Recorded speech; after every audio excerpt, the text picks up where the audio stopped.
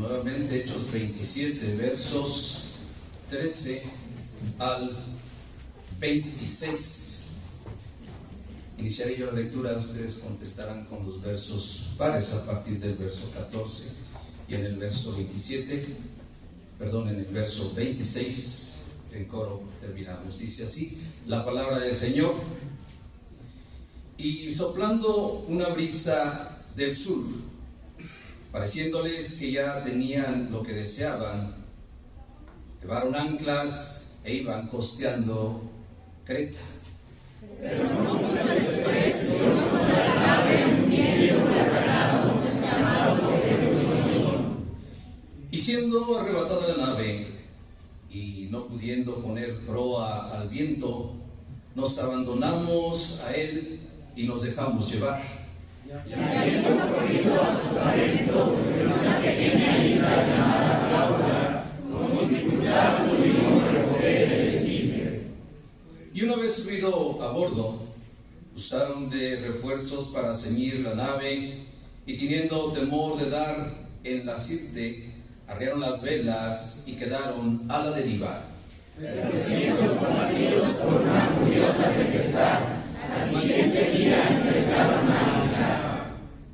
Y al tercer día, con nuestras propias manos, arrojamos los aparejos de la nave. Y no apareciendo ni sol ni estrellas por muchos días, y acosados por una tempestad no pequeña, ya habíamos perdido toda esperanza de salvarnos. Entonces Pablo, que hacía ya mucho que no comíamos puesto en pie en medio de ellos, dijo: habría sido por cierto conveniente, oh varones, haberme oído y no zarpar de Creta tan solo para recibir este perjuicio y pérdida. Pero ahora os exhorto a tener buen ánimo, pues no habrá ninguna pérdida de vida entre vosotros, sino solamente de la nave. Porque esta noche ha estado conmigo el ángel del Dios de quien soy y a quien sirvo, diciendo: Pablo, no temas, es necesario que comparezcas ante César, y he aquí que Dios te ha concedido todos los que navegan contigo.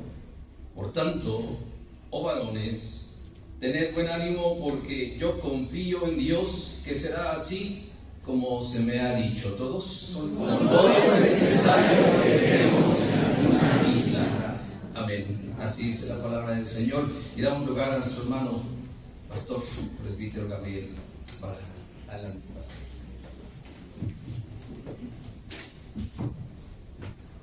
Oremos así como estamos. Padre que estás en los altos cielos, en esta hora llegamos delante de tu presencia para glorificar tu nombre. En este diálogo, es decir, en este culto, también corresponde a ti hablarnos. Permite que tu santa palabra, inspirada, permite, Señor, que tu Espíritu Santo ilumine nuestras mentes y mueva nuestras voluntades, para que conforme a esta tu palabra hagamos, y lo que hagamos lo hagamos para tu gloria. En el nombre de Cristo Jesús. Amén. Amén. Pueden sentarse, estimados hermanos.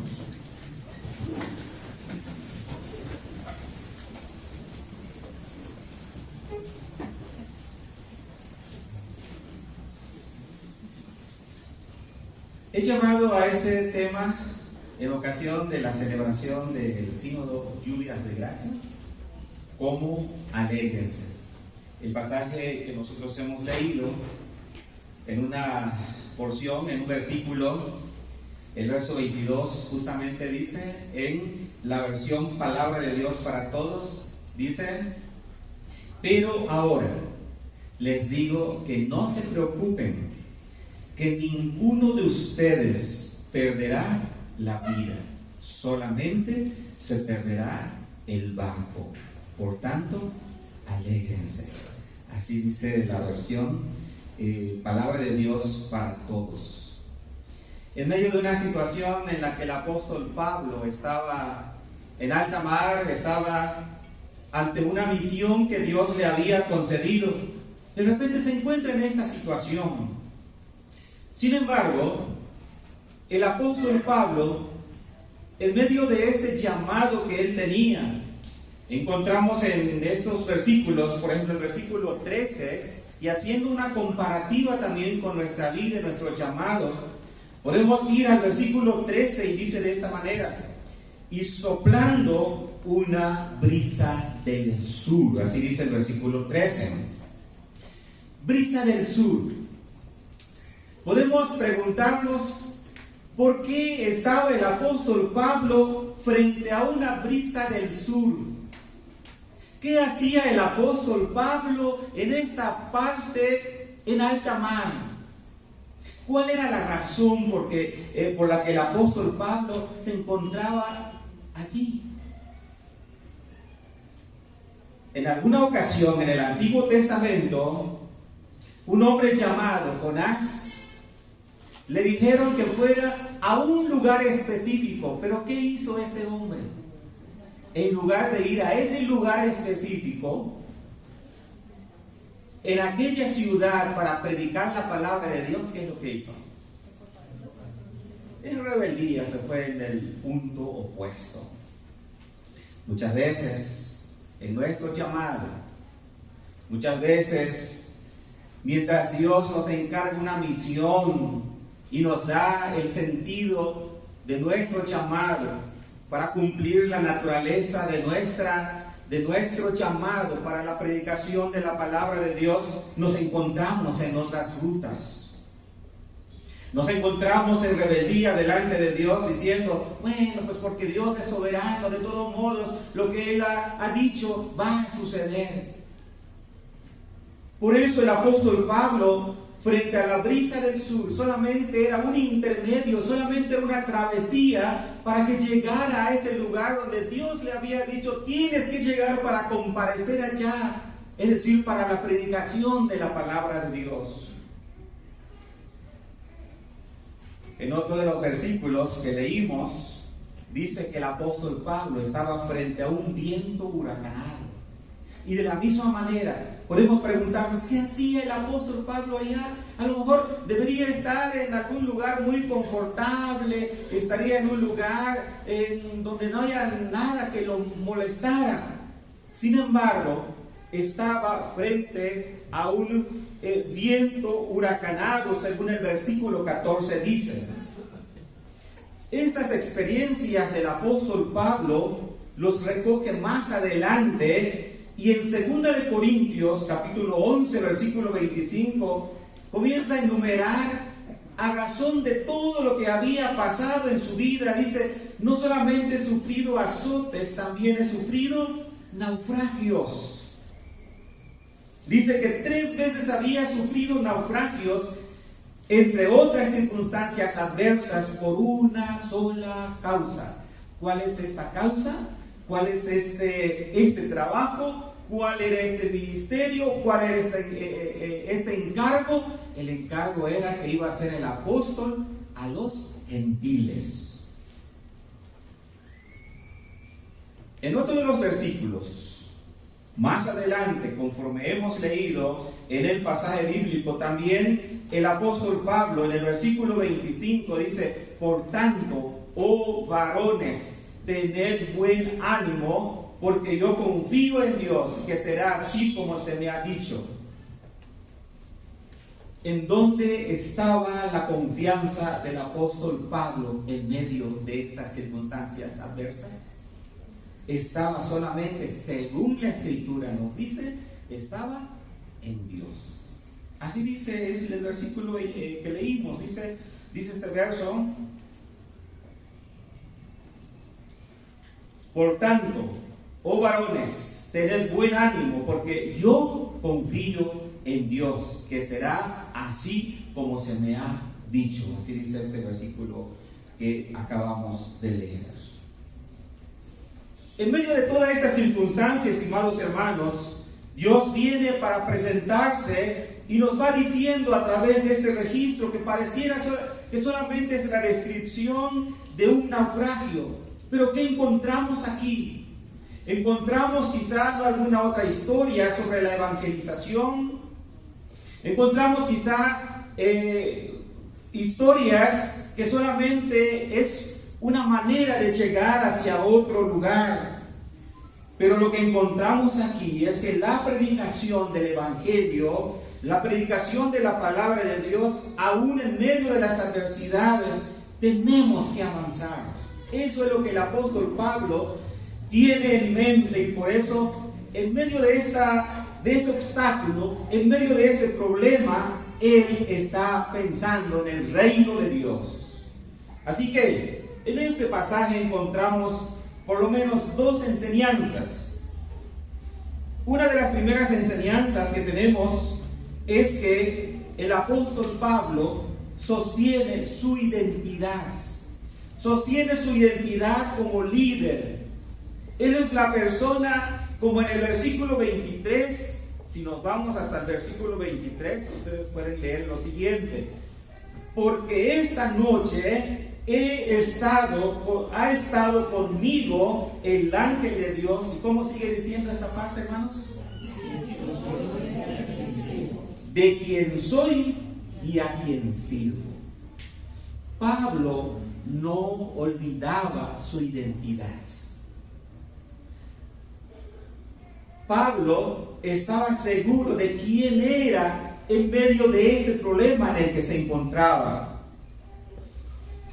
En el original, cuando el apóstol Pablo dice, es decir, en la raíz de la palabra soy, se refiere a la existencia, se refiere a la trascendencia del ser, que aunque en el concepto griego, en aquel momento, en aquel contexto histórico, los griegos pensaban con ciertas limitaciones en cuanto a la existencia del ser. Sin embargo, el apóstol Pablo usa esta palabra en el sentido de su cosmovisión, en el sentido de lo que era la escritura, en el sentido de lo que significaba la razón del ser, pero desde la perspectiva de Dios. No es la perspectiva del hombre, no es conforme al pensamiento del ser humano, sino es la perspectiva de Dios respecto a quienes somos nosotros. Y en medio de toda esta palabra, en medio de toda esta enseñanza, hacemos la pregunta, como sínodo, como presbiterio, ¿quiénes somos delante de Dios? ¿Cómo va tu vida con relación a tu llamado, estimado pastor? Aunque no están todos los pastores en esta noche, sin embargo, de una manera representativa están aquí. ¿Cómo va esa vida con relación a nuestro llamado? Quizá cuando queremos presentarnos en algún otro lugar, nos preguntan, ¿y quién eres? Y decimos nuestro nombre. Pero ¿será que eso define quiénes somos en realidad? Hay personas que en medio de una cultura sin Dios se sienten frágiles y no tienen una manera de identificarse, han perdido su identidad, no saben hacia dónde van, no tienen un motivo para que puedan decir, soy esta persona y la razón y el propósito de mi vida es lo siguiente.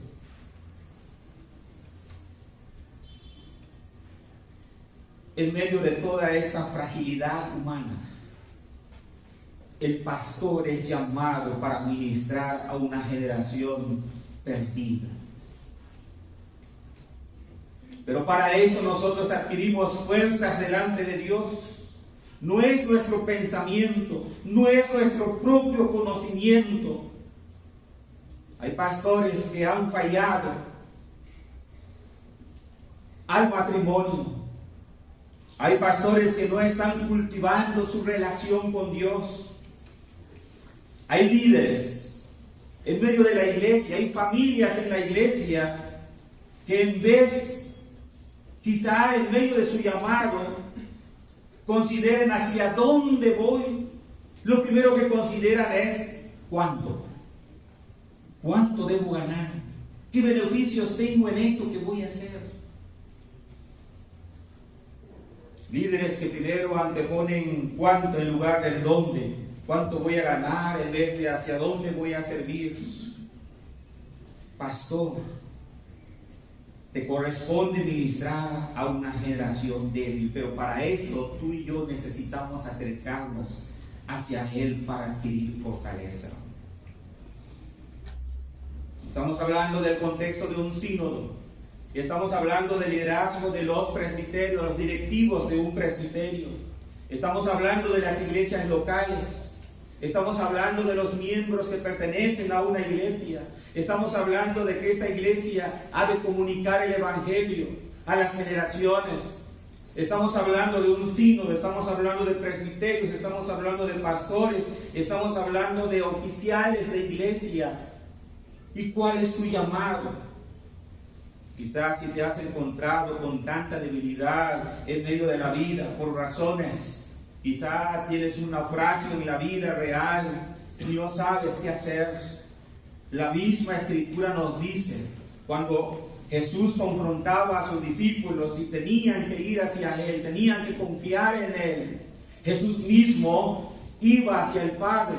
Por las mañanas Él externaba su misión hacia el Padre y dice en Marcos capítulo 1 versículo 35 que Él se aproximaba por las mañanas antes de lo que iba a hacer durante el día. Él tenía un tiempo de oración. Es necesario que como líderes en la iglesia del Señor regresemos al camino antiguo en vez de ir avanzando sin el apego a la Escritura. Es necesario regresar a la senda antigua. Es necesario encontrar el primer amor que nos apasionaba cuando conocimos a Cristo Jesús y con base a eso desarrollas tu ministerio en el mundo en el cual Dios nos ha permitido servir en esta generación. Sin embargo, si Dios te ha permitido la dicha y el gozo de caminar en el ministerio, quizás sin dificultades, gloria a Dios. Pero en general reconocemos que estamos frente a una generación líquida. Una generación líquida, damos a entender que es una generación que se está deslizando, fácilmente se desliza, porque no encuentra referentes, no ha escuchado la predicación del Evangelio, no ha escuchado sobre la historia de Cristo, porque la iglesia está dormida. Porque la iglesia en un sentido todavía no se ha despertado. No lo decimos en el sentido de que la iglesia no está cumpliendo su misión, sino lo decimos en el sentido cuando en Efesios el apóstol Pablo dice también: despiértate tú que duermes.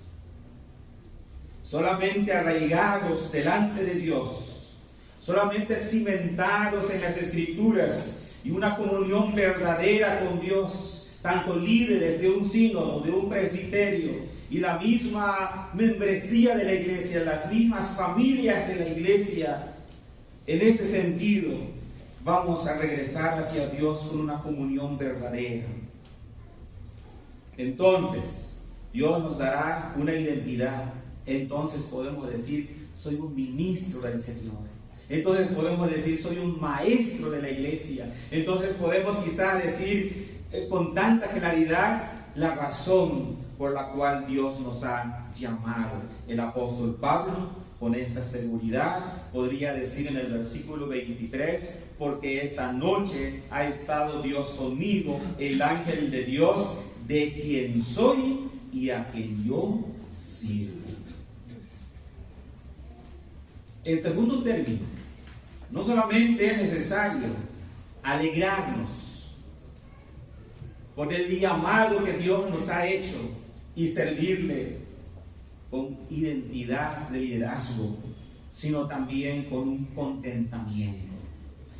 Vamos al versículo 35, el verso 35 más adelante nos dice de esta manera.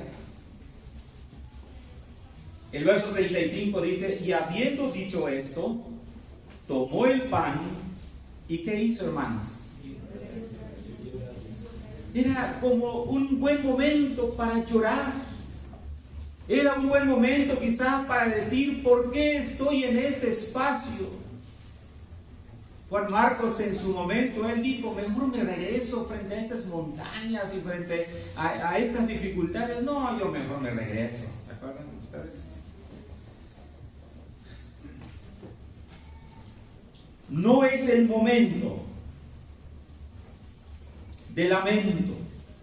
Quizá aún en medio de las lágrimas, eso no lo tenemos en la Escritura, pero quizá en medio de los pensamientos del apóstol Pablo, tus amigos, su familia, es aquí este lugar donde yo voy a perecer. Pero Dios en su providencia, a la manera como lo vimos con anterioridad, el ángel se presenta para darle fortaleza al apóstol Pablo. Y una vez que Dios actúa en nuestras vidas, una vez que Dios se acerca hacia nosotros y nos da dirección por medio de su Espíritu Santo, a continuación, el apóstol Pablo decía que era momento de dar gracias. Y no lo hizo solo. Dice el versículo que les mencioné, el versículo 35, dice, y dio gracias a Dios. ¿Y cuál es la descripción en el versículo? Dice que dio gracias a Dios en presencia de todos. No se ocultó, como vimos en primer término. Yo soy quien sirvo a Dios. En medio de una sociedad sin Dios, hay hombres que Él ha llamado para que puedan decir con toda claridad, nosotros somos la iglesia. Nosotros somos los heraldos de Dios. Nosotros somos los anunciadores de la palabra de Dios. Quizás no en esos términos, en alguna esquina de la ciudad, pero sí que el Señor pueda poner en nuestros corazones las maneras y las estrategias para poder entregar el Evangelio que Él nos ha dado.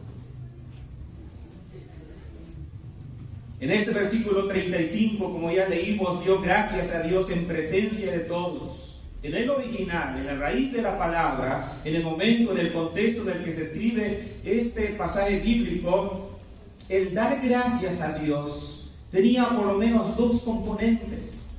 Uno de los primeros componentes es que es algo bueno. Hay algo bueno aquí por el cual yo voy a dar gracias. El segundo componente es que hay una gracia. Hay una gracia. Y esa gracia en la identidad del apóstol Pablo no es gracias de cortesía, no es gracias porque el gobierno me entrega algo, no es gracias porque yo recibí una herencia, no es una gratitud por algún otro bien material. Lo que el apóstol Pablo está diciendo aquí es que lo que se tenía quizá en una mesa en ese momento, quizá no sobre la mesa, pero lo que se tenía en ese momento en la vida del apóstol Pablo era bueno. El primer componente. Y el segundo es que viene de Dios. Ese es el don de Dios. No tenemos otro registro en el que el apóstol Pablo, en este naufragio, estuviera dando gracias a Dios, pero tenemos este registro en el momento en el que van a comer. Habían pasado 14 días y no habían comido, y lo que había en ese momento, él externaba su gratitud a Dios. ¿Dónde aprendió esto? ¿Se acuerdan cuando Jesús? ¿Se acuerdan de dónde aprendieron los primeros discípulos en Hechos capítulo 2 a dar gracias a Dios por lo que se tenía en la mesa, en el momento preciso, en la cantidad necesaria y suficiente, en nuestras vidas y en nuestros ministerios? Este contentamiento lo aprendieron de aquel que lo tenía todo en un momento dado. Como Filipenses nos va diciendo, que se despojó de toda su gloria y vino a ser como uno de nosotros. Y el concepto del liderazgo en medio de un sínodo, de una asamblea, de un presbiterio, de la iglesia misma de Cristo, ha de ser el servicio. Ha de ser porque somos aquellos que fuimos enviados con aquel que nos había modelado una manera exacta de relacionarnos con las personas. Y nos contentamos con lo que Dios nos da, con los recursos que tiene ante nosotros. Hay un acta, hay una libreta de actas en la historia de un presbiterio. Ya cuando todos los secretarios procuran apuntar de todo y aparece en este registro que se estaban, no dice que se estaban peleando, pero estaban discutiendo, estaban proponiendo, así como lo hace un sínodo, un presbiterio. Pero luego al final de esa descripción, de ese acuerdo que era un poco tenso,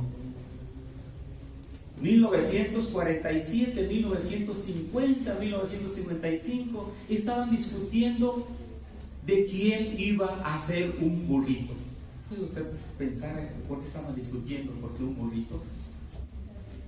Porque en el contexto de la historia, en esa década y en ese tiempo, pues no habían vehículos como hoy tenemos. Quizá estaríamos tomando acuerdos por aquellos recursos que Dios nos ha dado, pero con esos recursos que tenemos en un momento dado, con eso nosotros vamos hacia la misión.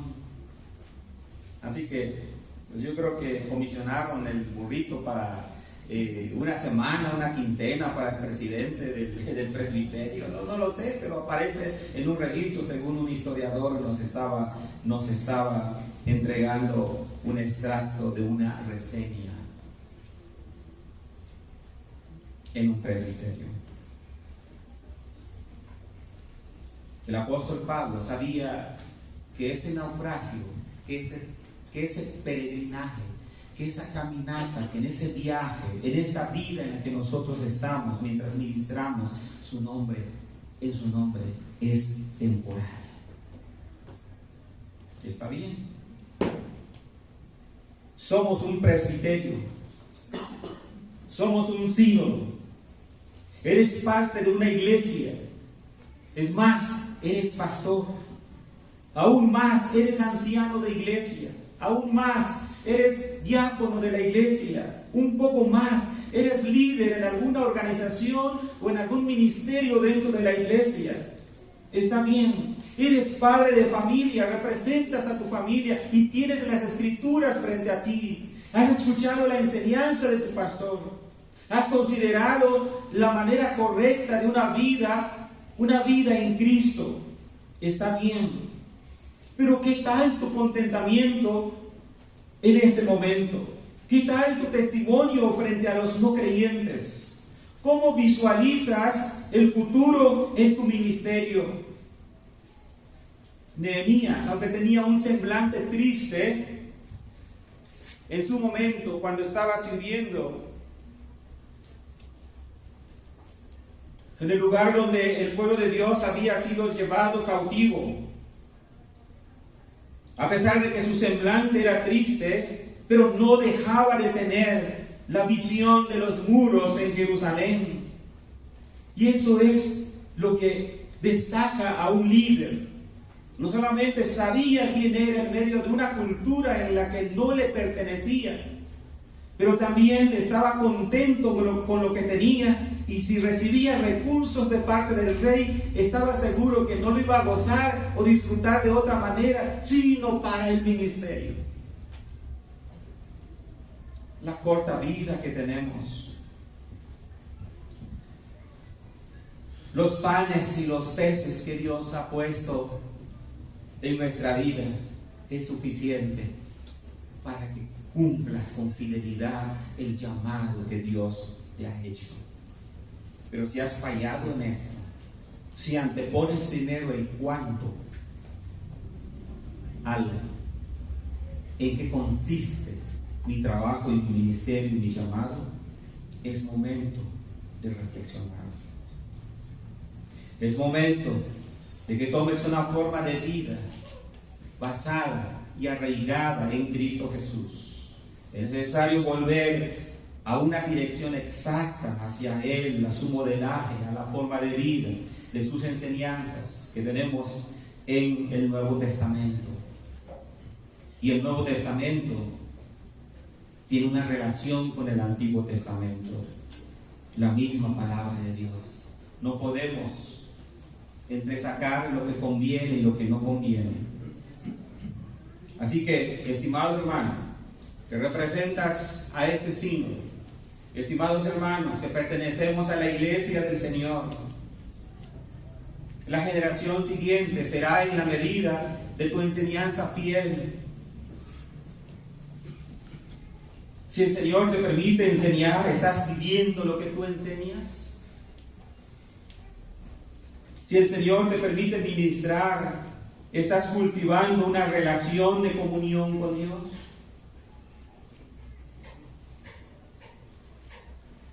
Los no creyentes distinguen que nosotros caminamos con Dios.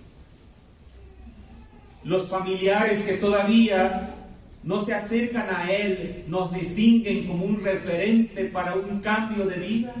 ¿O no distinguen ni siquiera la diferencia? Pedro en su momento, Pedro había caminado con el Señor, había aprendido del Señor. Pero ¿qué sucedió en un momento dado? Mientras la gente le decía, y algunas personas le decían, es que tú has estado con él, hablas como él. ¿Y qué es lo que dijo Pedro? No le conozco, ni siquiera, es más, ni en el Facebook lo tengo. Ningún like le da. ¿Dónde puede estar la mente y el corazón? La mente por la razón y el corazón por la voluntad de un hombre que había estado con su maestro. Pero tuvo que responder sí o no si era un seguidor de Jesús. Pero lamentablemente lo negó. Gracias a Dios que a quien llama lo va a sostener. Gracias a Dios que a quien Él ha extendido una invitación especial para que pertenezca a la iglesia, no podrá ser nadie arrebatado de sus manos. Sabemos la historia de Pedro, que más adelante, cuando se pone de pie y entrega el Evangelio, ahí están los convertidos. Quizás en medio de ese naufragio, de su negación al Señor, hubiese entendido que Dios lo estaba fortaleciendo, está bien. Y el apóstol Pablo también, en medio de esa caminata, entendió el apóstol Pablo que solamente era un medio, una circunstancia temporal. Como cuando Israel salía desde Egipto hasta la tierra prometida, era tan fácil si el Señor hubiera dicho, vayan de otra manera y llegarán pronto. Pero el Señor en su voluntad quería que su pueblo pasara por el desierto de la vida. Hay muchas cosas que pasan en nuestras vidas, en nuestros corazones, en nuestras familias, en nuestras iglesias, que el Señor lo permite para que nosotros podamos ir creciendo. Santiago lo expresa de una manera muy sencilla, que si alguno está pasando por alguna prueba, esto va a producir paciencia. Y al final de los tiempos el Señor nos está fortaleciendo, nos está refinando.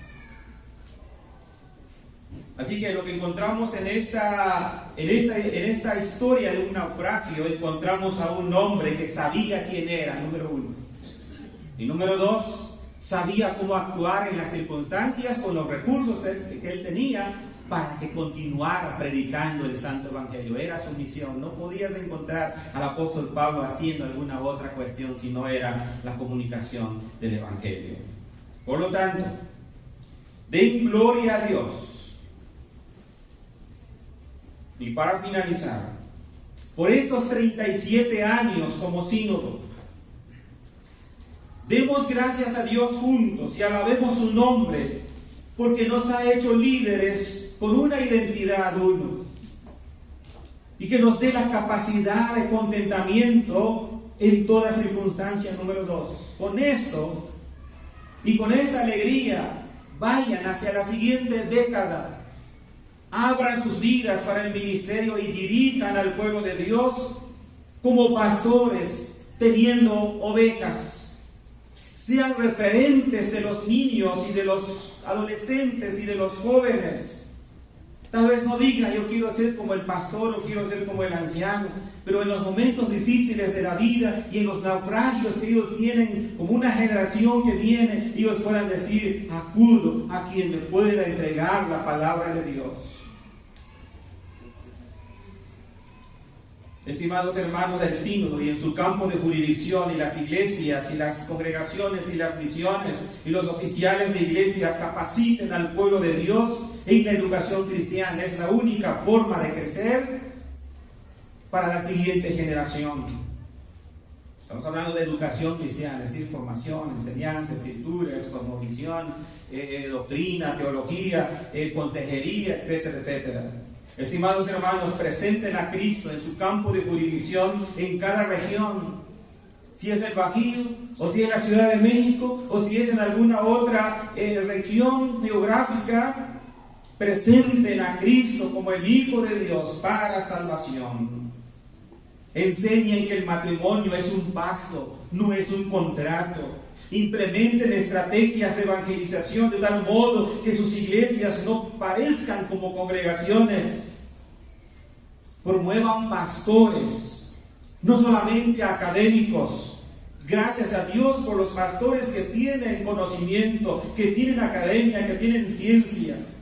Esta zona metropolitana necesita pastores. Asignen pastores en cada iglesia. Modelen su llamado, con ese mayúscula, modelen su llamado ante los nuevos candidatos al ministerio pastoral. Hermanos, honren la vida de los que se dedican integralmente al pastorado. No se olviden de los hijos de los pastores. No se olviden de las esposas de los pastores. Si es necesario confrontar con amor, confronten y apliquen disciplina, porque eso es parte de nuestra herencia reformada para la pureza de la iglesia, que debería mostrar crecimiento en santificación. Apliquen disciplina sin solapar conductas pecaminosas en la iglesia. Oren por las familias. Alégrense por la celebración. Sea una fiesta litúrgica, un diálogo con Dios, y que lo que hagamos hoy únicamente sea exaltar no a ningún líder local, sino exaltar al que lo dio todo por la iglesia, dio su sangre, como dice Hechos 20, por la iglesia misma. Si lo puedo decir de alguna manera coloquial, échenle ganas, porque un día rendiremos cuentas al gran pastor de las ovejas. No se aparten de Dios, ni se aparten de la verdad, pues servimos sabiendo quiénes somos, identidad. Y vivamos en contentamiento en cada circunstancia. Si es necesario llegar delante de un gobernante en todo el orden de gobierno, digan quiénes son. Digan: somos una iglesia que no estamos de acuerdo con los postulados paganos, sincréticos, etcétera, etcétera, etcétera. Todo pastor que no sabe los nombres de los niños de la iglesia que ministra, está muy perdido. Den siempre gloria a Dios por su gracia ante este respetable sínodo, lluvias de gracia. Y finalmente un encargo muy importante, como en todo, atiendan a los jóvenes por medio de sus padres. La iglesia no sustituye la escuela de formación cristiana o cualquier otra forma de enseñanza en la iglesia, no sustituye lo que los padres deberían aplicar en la familia. Pero entonces dirijan a los padres de familia para que puedan dirigir a sus hijos, de tal modo que si un día ellos lo trajeron para bautizar en una iglesia local que pertenece a un presbiterio, que pertenece a un sínodo y que pertenece a la Asamblea General, y en consecuencia es la Iglesia Nacional Presbiteriana de México, ustedes desde abajo, desde la iglesia local, desde tu llamado como ministerio, desde el impulso y la promoción que tú haces como oficial de iglesia, de manera colegiada, en amor y en armonía con tu pastor, estás fortaleciendo la iglesia del Señor conforme a tu llamado. No habrán iglesias fuertes si no tenemos pastores que sepan quiénes son y puedan servir al Señor en circunstancias adversas. Que Dios les bendiga, estimados hermanos. El sínodo, el último domingo de este mes, vamos a tener un culto unido con los hermanos del sínodo en la iglesia San Pablo, más bien esto es en la Escuela Bíblica Central para Misioneras.